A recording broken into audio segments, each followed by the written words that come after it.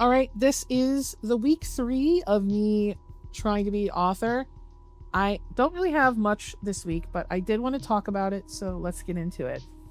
So, after getting closer and closer to my goal for one of my novels, I wanted to learn what I needed to do as the next step. And the next step was to make a mailing list. And I also did make my 2 pen names, which is Yay Go Me. And so I did a bunch of research, and it seems like MailerLite is the best one to use for now because you can use it to send things out, and I was just going to set it up.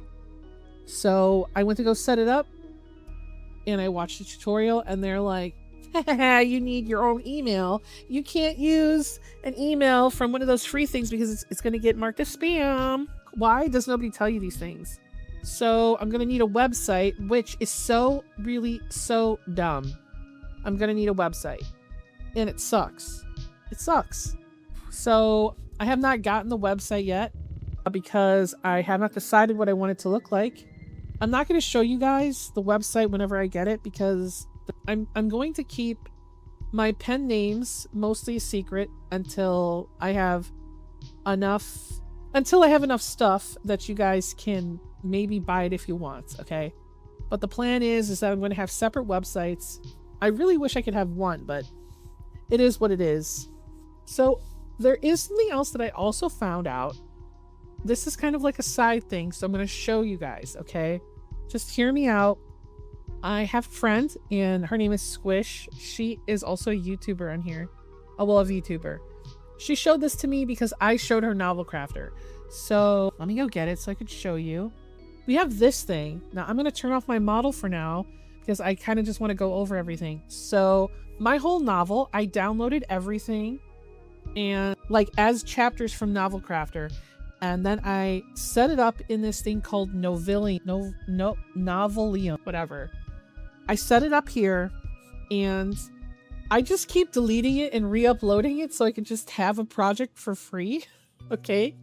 It's very free. And what it does is it uploads everything onto the left.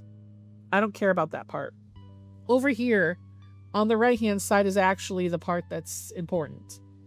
So it gives you plot holes, consistency, character contradictions. Sometimes it is wrong, so you might have to check, and most of the time it is right though. I would say 99% of the time it's right. Sometimes it's not making sense because it's too close to some other things. So for example, character contradiction. It says John Anderson forgets the scientific details of PAV 2 and his connection to the journal that he had already analyzed and explained to Mark 2 days earlier, and then it shows the 2 passages. And it has also a continuity error. It says just leave it with me for the weekend, and that is in chapter 15. And then later in chapter 17, because I'm dumb and I actually wrote the same scene, it contradicts the later scene. So it does this, and you can just kind of go through everything, and it has levels of severity. I really think that is very interesting. It has helped me because every time I write like 2 chapters, I go and I run it through novelium, so at least I could tell if I'm getting things wrong or things are being inconsistent, because I actually had a big one was that the character's birthday is changed in several different instances. And well, I didn't know that, and now I know. So it's very easy. It's very free. I haven't paid anything for it, so it is just from me to you. I would suggest trying it if you are significantly in deep with your novel and testing it to see if something is working. And there is another piece of advice that I did see kind of going around online, because this is more for a business thing, is that you should have your second book written before you publish the first. I kind of understand that. It says you grow so much over that course, and if you go back and you edit your first 2 with 2 under your belt, it'll be so much better. I've seen that you should be ready to release a second book within a few months. or at the same time, or have them both ready to release when you release your first one. That's not going to be me. I don't know if I can write a whole nother book while I'm working on the first. So this is about like more of a social media thing. So I've seen this happen with a few people. Don't interact with your negative reviews on Goodreads or anywhere else. You're going to get them. Don't pay attention to them. They really can't help you because all it can do is really hurt you long term. So I would just be careful. I really would just be careful. You know, if you're going to interact, I wouldn't personally. I know they're going to be crushing you and it's going to hurt your soul. It will probably kill my soul when I get my first negative one, but I am an adult and I know that this is part of the process. So don't take it too seriously. This is me telling myself and telling you guys, don't take it too seriously. You don't want to end up with people talking about you on TikTok or YouTube because author behaving badly. Also, I actually saw this other thing on TikTok where an author, I felt so bad for her. So she got an ARC reader. And if you don't know what that is, it's like a person you give a early copy to for a review. And this person left a really good 4-star review. And then they went back to the author and they started apologizing and talking about their personal life and like kind of trying to get the author to forgive them for giving the 4-star, even though she didn't really care because it was a 4-star.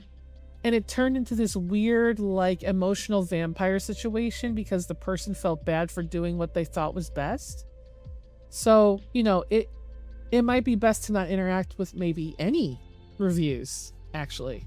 So, I also seen that if you're someone who wants to do traditional publishing, you should 100% try it. And if that book does not make it into trad publishing, just self-publish it. There is no qualms with self-publishing it. Don't worry about that. Just do it. Because think of it this way: if your book does really good on Amazon, and people are seeing that it's getting popular, what's going to end up happening is that a traditional publisher is going to try to pick you up anyway. I've also seen this other advice where you have to be very careful about how you curate. You have to be very careful about how you're curating your marketing for your book, because whenever you start, I have not started this process. Whenever you start, you want readers, you don't want writers. There's going to be some that are both, but you don't want an audience that won't read your shit. I think I might have put, I guess this is also advice for what to put in newsletters. Some people have said that every newsletter is like a link to bonus content, bonus chapter, first chapters, bonus one-shot. Also promise first spots for beta reading and ARC opportunities and sneak peeks. And so you basically want to send out maybe one a month, maybe once a month. That is the gist that I'm getting. But you want them to feel like they're getting something from you. Also, you can talk about things that you're interested in, but it should be surrounded in the type of book that you're writing. Okay, so you know, one of my books is very heavy into fantasy. In my fantasy world, I have so much lore in the fantasy world that I could give snippets for decades until I die, until I'm dead. Like if you saw my Google Drive, I have at least 100 documents in there, at least.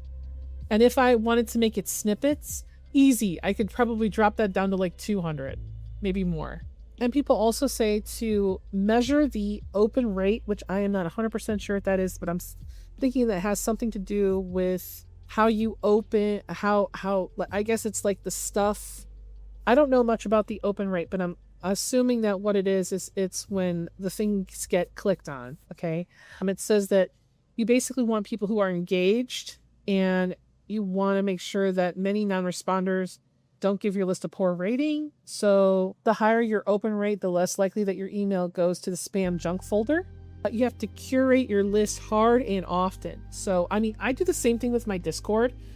I give people a month to speak in there, and if they haven't spoken in there, I just boot them. There's no I don't mind if people want to lurk, but I like my community to be active and often.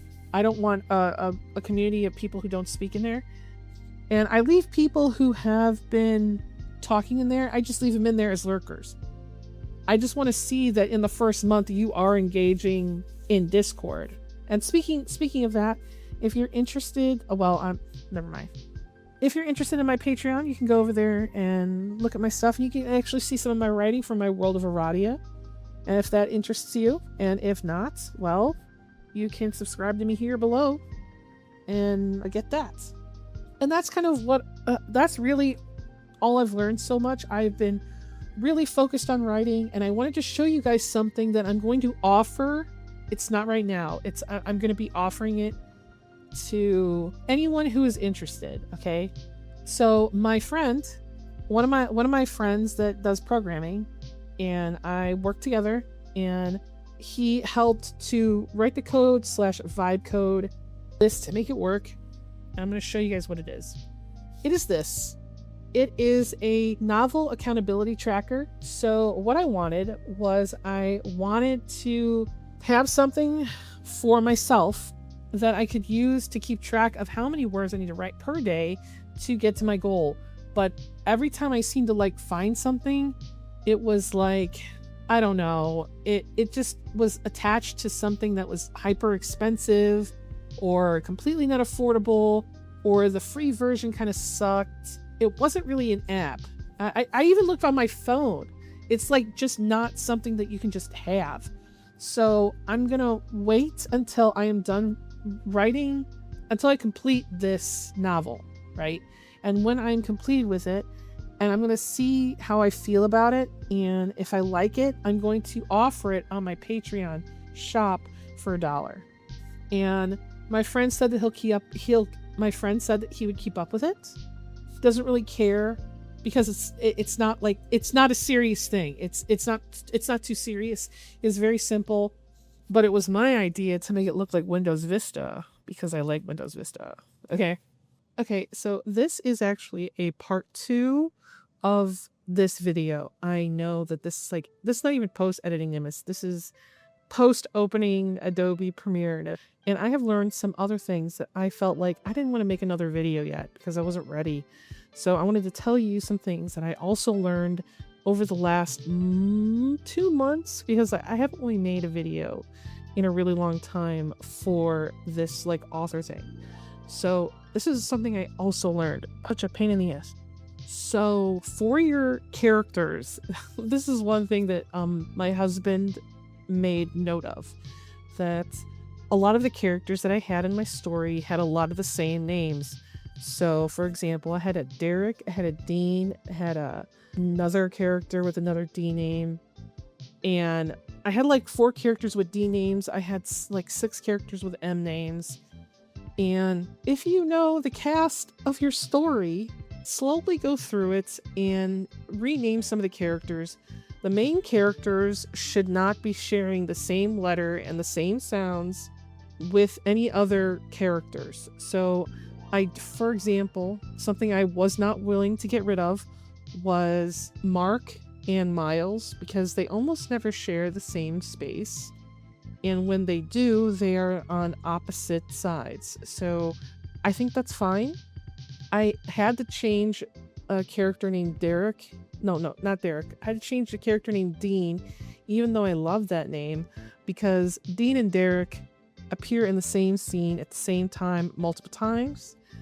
And that was really hard for me to change his name. There is still a possibility that I might change the new name that I changed his name to. So like, go through your character list and then check to see what characters are already named and how many you have of what letter and what letters that you haven't used, and just go through it and fix that. Another thing I learned was about prequels and openings. This is a thing that's really gonna rub me. This rubs me the wrong way, actually. So if the opening of your story takes place in the far past, it is not a prequel. If it is more than 3 pages, it is also not a prequel. It should not be 20 pages long. If it's 20 pages long, you gotta cut it.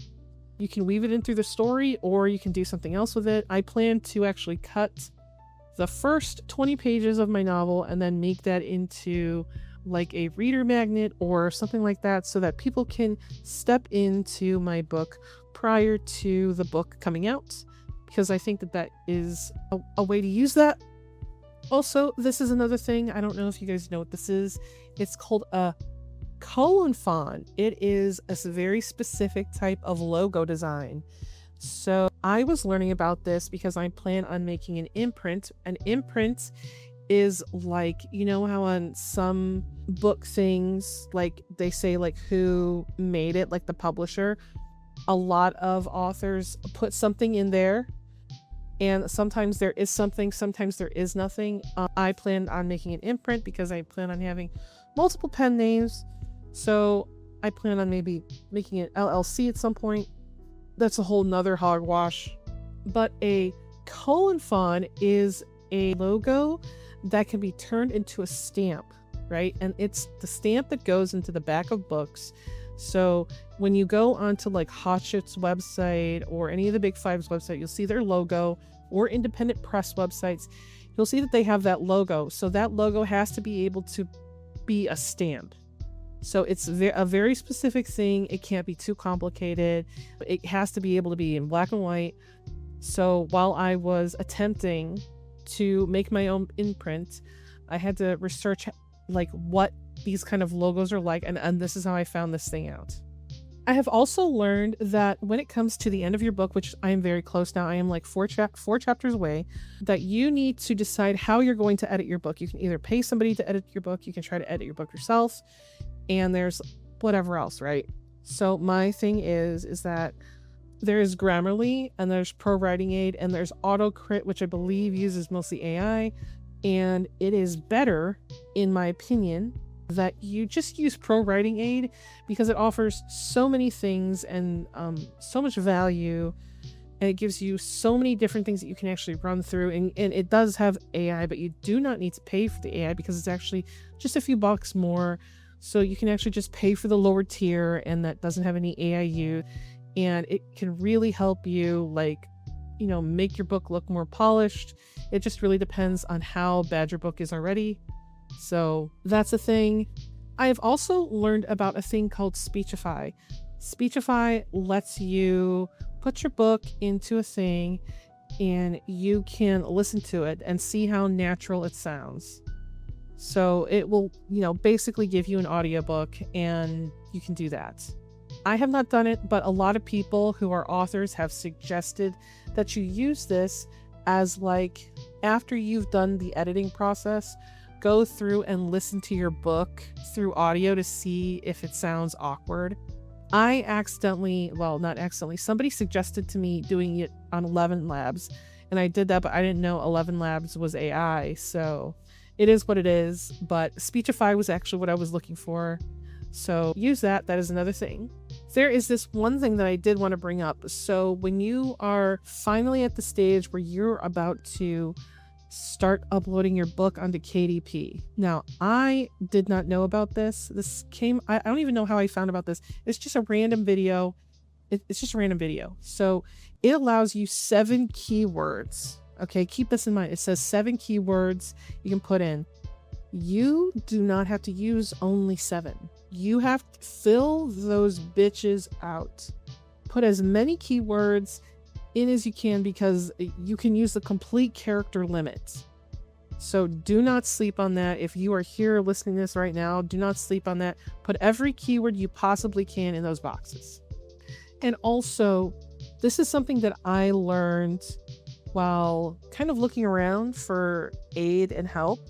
Be very careful who you follow and who you listen to on YouTube or otherwise, because I've found that a lot of people who are grifter authors are on there, and they will just use AI and then not actually, I feel like I cannot trust that information. So be very careful. Like, look over all the videos they made, because I found this lady, she had like 150,000 subscribers, and you know, it was like the thing you need to know about KDP, and I was like, oh, I'll watch it. And then she had an AI script I'm pretty sure her statistics were AI. There was no links to anything. So, you know, if you see something and you hear like it sounds a little bit AI, just take it with a grain of salt, look over the accounts, because this person was like, this is how you make side money. Do this, do this. And I was like, damn it. I've also been looking at things like blurbs. Blurbs are the things that get people interested in your book, the thing that's on the back of the book. It's one of the most important things. So unfortunately, from what I've learned, the old way, whatever the old way was of writing blurbs, is basically dead.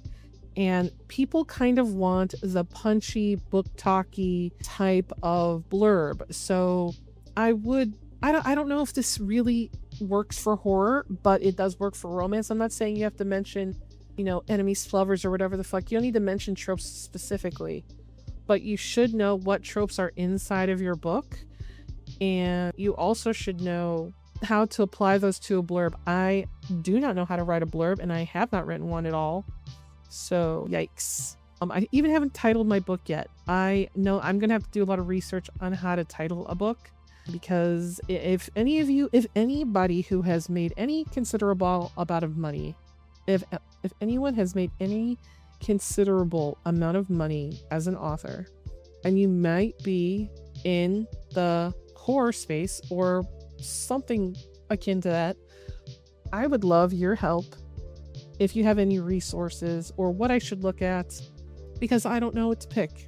And the thing that I like the most, people have told me, is not very good. Okay, so I wanted to thank you guys so much for coming. I hope you guys really like this video, and if you don't, that's okay. If you have any of your own authory advice, put it down below, and if it's really good, or if it's something I haven't heard of, I will put it in the next one, because I don't know anything. Okay, bye.